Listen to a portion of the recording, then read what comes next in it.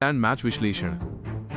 आप लोग जान चुके होंगे या नहीं जानते तो बता दें कि शतक हो या ना हो, लेकिन जब भी विराट कोहली के बल्ले से एक भी रन निकलता है तो इतिहास के पन्नों में कुछ न कुछ नया जरूर जुड़ जाता है। जरा पलट कर देखिए इतिहास को। हर बार हर मौके पर कोहली ने कुछ अलग करके दिखाया है। अब सवाल ये उठता है कि न्यूजीलैंड के खिलाफ पहले ओडीआई मुकाबले में आखिर ऐसा क्या खास हुआ। तो जनाब वो कारनामा हुआ जिसे देखकर खुद क्रिकेट के भगवान सचिन तेंदुलकर भी मुस्कुरा दें। मानो कह रहे हो, ले भाई जो ताज कभी मेरे सिर पर था अब तू ही संभाल। अब सबसे पहले बात करते हैं इंडिया वर्सेस न्यूजीलैंड की। सबसे पहले टीम इंडिया ने टॉस जीता और एक मास्टर स्ट्रोक खेला। शुभमन गिल इस बार सिर्फ कप्तानी ही नहीं किस्मत भी साथ लेकर आए थे। पहले जहां कप्तानी में लड़खड़ाते थे, इस बार बैट भी चला, दिमाग भी चला और टॉस भी जीत गए। शाम का वक्त था, ओस गिरनी तय थी।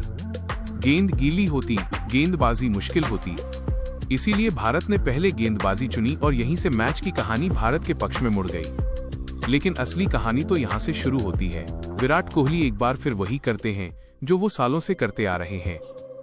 एक और वर्ल्ड रिकॉर्ड। इस मुकाबले में विराट कोहली ने अपने इंटरनेशनल करियर के 28,000 रन पूरे कर लिए। टेस्ट, ओडीआई और टी20 तीनों फॉर्मेट मिलाकर, और पूरी दुनिया में आज तक ये कारनामा सिर्फ दो ही लोग कर पाए हैं, एक सचिन तेंदुलकर और दूसरे विराट कोहली। सचिन तेंदुलकर ने अपने इंटरनेशनल करियर में 34,357 रन बनाए थे। विराट कोहली अब उस ऐतिहासिक आंकड़े के सबसे करीब खड़े हैं। उन्होंने कुमार संगकारा का रिकॉर्ड भी तोड़ दिया जो कभी दूसरे नंबर पर थे। अब दूसरे नंबर पर सिर्फ एक नाम है, विराट कोहली। सबसे दिलचस्प बात, जहां सचिन तेंदुलकर को 28,000 रन पूरे करने में 644 इनिंग्स लगी, वहीं विराट कोहली ने ये मुकाम 624 इनिंग्स में ही हासिल कर लिया। लेकिन यहाँ तुलना पर एक छोटा सा ब्रेक जरूरी है। सचिन तेंदुलकर उस दौर में खेले जब डीआरएस नहीं था, अल्ट्रा एज नहीं था, हेलमेट तक पूरी सुरक्षा नहीं देता था, अंपायर की उंगली उठी और बल्लेबाज आउट। उस दौर में इतने रन बनाना किसी चमत्कार से कम नहीं था, इसीलिए वो क्रिकेट के भगवान कहलाए। और विराट कोहली भी खुद कहते हैं, जिसे देखकर मैंने क्रिकेट खेलना सीखा, उससे तुलना कैसे करूं। अब आते हैं दिल तोड़ने वाले पल पर। इस मैच में विराट कोहली ने बनाए 93 रन, बस 7 रन दूर थे शतक से। दिल टूटता है हाँ, लेकिन क्या करें, दिल बनाई टूटने के लिए। इस बार सिर्फ कोहली का नहीं, पूरे भारत का दिल टूटा। लेकिन शतक न सही, इतिहास तो फिर भी बन गया। अब सवाल ये है, क्या विराट कोहली सचिन तेंदुलकर का सबसे बड़ा रिकॉर्ड तोड़ पाएंगे। उसके लिए लगभग 6,000 रन और चाहिए, और सच कहें तो इतने मैच अब शायद उनके पास ना हो। लेकिन शतक का रिकॉर्ड वो अभी भी मुमकिन है। अगर ये 93 100 में बदल जाते तो एक और सीढ़ी चढ़ चुके होते। अब देखना ये है विराट कोहली कहां तक जाते हैं। आप बताइए, क्या कोहली सचिन का शतक रिकॉर्ड तोड़ पाएंगे? कमेंट में जरूर बताना। अब बात करते हैं न्यूजीलैंड के खिलाफ। वो पहला ओडीआई मुकाबला टीम इंडिया ने जीता। 5 खिलाड़ियों ने मिलकर जिताया है, और अगर ये 5 खिलाड़ी नहीं होते तो लिख कर रख लीजिए, टीम इंडिया ये मैच जीत ही नहीं सकती थी। अभी जब मैं आपको बताऊंगा कि आखिरकार कौन कौन से ऐसे नाम हैं जो इतिहास के पन्नों में दर्ज हो चुके हैं, तो आप खुद कहोगे भाई साहब इतना बड़ा रिकॉर्ड भी टूट सकता है। आप कहोगे भाई ये कोई मैच नहीं था, ये तो पूरा का पूरा एब्सोल्यूट सिनेमा था।